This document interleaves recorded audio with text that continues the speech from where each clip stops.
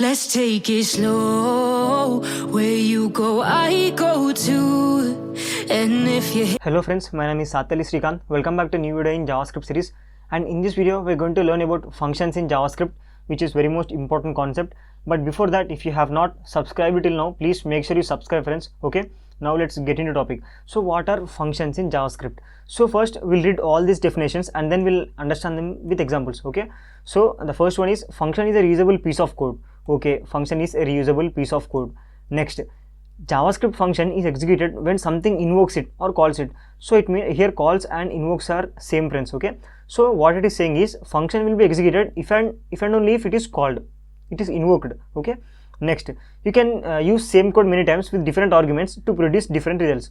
Okay, we'll use the same code and with different arguments and we can produce different results. Okay. Now just forget about these arguments. We'll see them later. Next, rules for naming function are same for naming variable. So what are the whatever the rules we have to name the variable, the same rules will be applied to name the function. That means name should be in camel case notation and there should not be any empty spaces and name should not start with number. Okay, like that. So some basic rules for variables and same rules for function. Okay, and we have something called parameter and then argument and then return statement. Okay, we'll understand them later. Now to understand this concept, function concept, let's take a simple scenario, friends. Let's assume that you have a robo in your home. Now you want to tell that robo to make and get coffee for you. Okay, since robo cannot understand our language, we have to give commands to that, right? So we have to give some instructions to that. So you will say something like take a glass and after that pour coffee in that, or pour coffee in that and then sugar and bring it to me. So just assume something like this. So bring it to me. Okay. So and add milk if milk is mandatory. Okay, add milk. Okay, now these are some basic commands you give to your robo. Now robo after reading this understands, identifies that you are asking for coffee and then it brought you a coffee. So you enjoyed the coffee. So that day went well and in the next day again you wanted coffee, but here our robo cannot remember all these commands. So again you had to give 3 commands once again, and again in the next day again if you want coffee again you had to give that 3 commands again. So like this every day you can't give 3 commands repeatedly, right? Daily again 3 commands. So you thought for a while and you got an excellent idea. You decided to wrap all these 3 commands into a box and give that box a name. So whenever you want coffee you'll just call that box, and when you call that box automatically robo is going to recognize that you are asking for coffee and it will get coffee for you. Okay, so that's the idea. So let's take a box. Here box means we'll take this brackets and inside that add these commands. So this is what you're doing. Okay, I have added commands. Now it's time to give box a name. So let's name that something called get coffee. Okay, get coffee and parenthesis. Okay, you just forget about this parenthesis. Yeah, now we have taken a box and we have given that box a name and we have added all the commands inside that box. Now it's time to call that box. For example, if it is Monday, okay, we need to call that and Tuesday. So let's take some days here and Wednesday. Okay, now it is Monday. Now you want coffee. So you'll just simply have to call that box, right? But how to call that box? With that name itself, right? So let's copy that name and let's copy that, paste that here. That's it. Now we have called that name. Box name. So here every time you call this, if it is Monday you'll call this and you'll get coffee, and let's do that in Tuesday. Okay, if it is Tuesday you'll call that box name. You'll not repeat all these commands. If you call this name automatically you'll get coffee within seconds by the robo. So this is what happening. So let's modify this. Let's write something here. So I'll write console.log, sir, your coffee is ready. Okay, something like this, and I will add something here, a keyword. Okay, and that is function. Okay, now let's see. So friends, this entire thing inside this parenthesis is called function body, and this is function keyword, and this get coffee is called function name, and whatever you are doing here, this is called function call. So I'll write it separately. Function call equal to get coffee. So get coffee, this is a function call. Let's comment this out. Get coffee. Okay, let's take some space. Okay, now this is a function keyword, this is a function name, and this is what the function body, and this is the function call. So you're calling that function. Now let's go above. So function is a reusable piece of code. Obviously we are using this piece of code inside this. So whatever the code present inside this, again and again, just with one name, right? Okay, obviously it is piece of code, I mean it is reusable, right? Okay, next we'll see a JavaScript function is executed when something invokes it. Okay, it is only executed when something calls it. So now let's comment this both, and let's see if you are going to get any output or not. I'm going to index.html, and then I'll open with live server, and I'll inspect this. So I'll open my console. So you can see, friends, we didn't got any output. Now let's do something. Let's call that function now. Let's invoke that. I'm invoking it for 2 times. Okay. Now let's go to Google again. So let's open Google. You can see we got sir your coffee is ready for 2 times.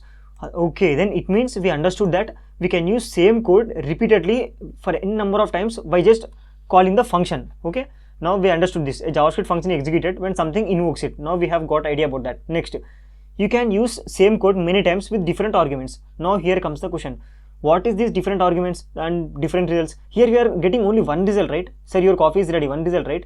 Okay, now let's understand that. So here along with this, you have one strange habit, friends. You drink coffee every day in different cups. Okay, for example, if it is Monday, you will drink coffee in red color cup. If it is Tuesday, you will drink coffee in blue color cup. Let's say blue color cup. Okay, now how to tell the robot that you want coffee in red color cup? Okay, let's understand. Let's examine this in simple scenario. While calling in the box name itself, we can simply say that, okay, bring me coffee in red color cup, like that, right? So I'll just pass value here. I'll just write here red. Now you have called the box name with a value called red in that. It means you are saying that bring me the coffee in red color, but robo can't understand, right? So it will read this red and it will understand, and it will think, okay, he called get coffee, so I should get coffee to him. But what is that red value? What is that red referring to? What he is saying with that red value? So like that, robo will confuse. So to solve that problem, we'll do something. Where is the box name? So here is the box name. So at the box name itself, inside that parenthesis, we will pass something called cup color. Okay, now by reading this cup color, robo will understand that, okay, that red means he is referring to that red value to this cup color. It means this value is equal to this value. Now I have to get him coffee in red color cup. So like that, robo will understand. Now how to use that cup color inside the function? You just have to refer that. Okay, so let's actually close this completely, and I'll write something like, sir, your coffee is ready in, so I'll add place here, I'll concatenate that cup color. Okay, we are using that cup color here. Okay, and I'll write place here, and after that I'll again take quotes here, sir, your coffee is ready in colored cup. Okay, now so here what's happening is this cup color variable is there, no? This value and this value will be equal to this value. So whatever you pass here, that will be passed to these 2 values. Okay, now let's comment this and let's see what we are going to get in the output. I'm opening Google Chrome. So you can see, friends, we got, sir, your coffee is ready in red color cup. So let's take space after red. Where is red? So here, actually let's take space here itself in the color part. Okay, now we'll see. So you can see we got output as, sir, your coffee is ready in a red colored cup. Now let's go to Tuesday. If it is Tuesday, you will drink coffee in blue color cup, right? So I'll write here something called blue. Okay, so let's open this. Okay, let's uncomment this now. Yeah, let's go to Google now. Yeah, you can see that if it is Tuesday, we got, sir, your coffee is ready in blue colored cup. It means we are using the same function, but we are getting different results, right? Okay, we see that you can use same code many times, but with different arguments to produce different results. Obviously here we are getting different result, right, every day. Now what is this thing called argument? So friends, whatever the value you pass in function call, that is called as argument. So here red is called argument. What is function call? Function call is get coffee. So this red is called argument, and this cup color is known as parameter. Okay, so this is parameter and this is cup color. I mean, sorry, this is argument, this is parameter, this is get coffee is function name, and by default we have to take this parenthesis, friends. Whenever you want to declare a function, define a function, you have to take that parenthesis. Even though you don't have any parameters, you have to must and should open that parenthesis. So that's why I have taken the name as get coffee and then parenthesis. Okay, and this is a function keyword. It is used to define the function. Okay, predefined keyword. Now you have understood all these things. Now let's do one more thing. So here parameter is there, argument is there, we understood all of them. Now we have one more thing here, return statement. Now what is this return statement? So let's do that also. Here I'm not printing the value, so your function is giving some output, right? So I mean producing some output, right? So what if function will not produce any output but give output to other things? So let's do that now. So here I'm not writing console.log. Okay, I'll just take a separate variable here. So let's say I'm taking variable coffee. Let's say coffee equal to coffee equal to, okay, coffee equal to this value. Now if I call the function, let's see,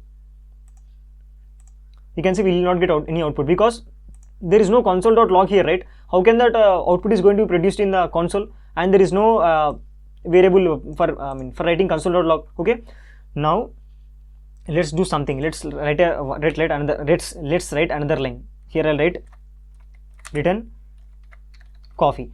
So by this statement, by this return coffee statement, what happening is, instead of producing the output, function is giving output to the function call. Okay, so here function returning output value to the function call.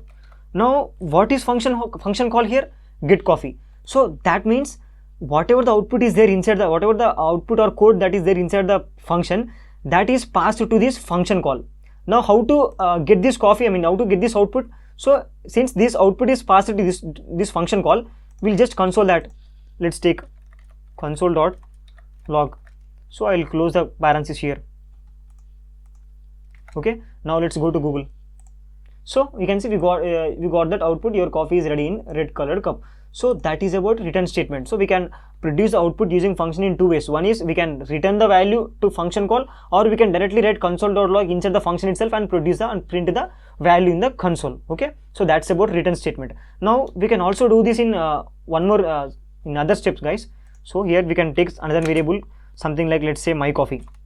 Okay, I'm taking my coffee, and you can just console this my coffee variable. So here I'm just taking an extra variable and I'm passing that output to that variable and I'm printing that variable. Okay, so I'll write something called my coffee.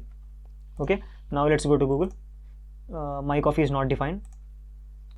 Yeah, spelling mistake. So here I have to write coffee. Okay, now let's go to Google again. Let's refresh this. We got the same error, my coffee.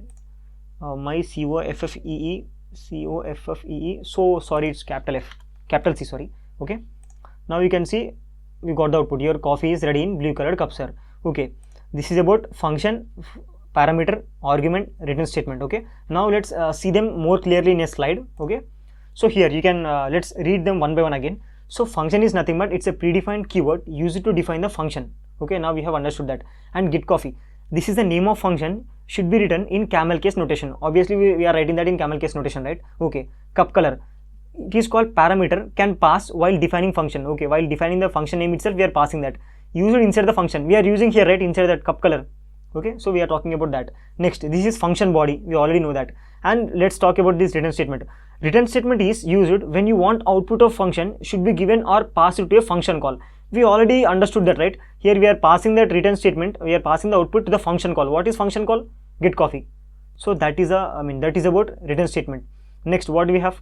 Get coffee, calling or invoking the function with same name. Okay, with same name we are calling the function, we have already did that. Next, what is this red? Call function argument. This value is used in place of cup color. Obviously you have understood by now about that. So this red value is replaced in this cup color value, and here also same thing happens. Okay, it's just referring the value with and hence we can call same function with different arguments. Obviously we are calling with different colors, right? So this is about function. Now let's see something. Code written after return statement within function will not be executed.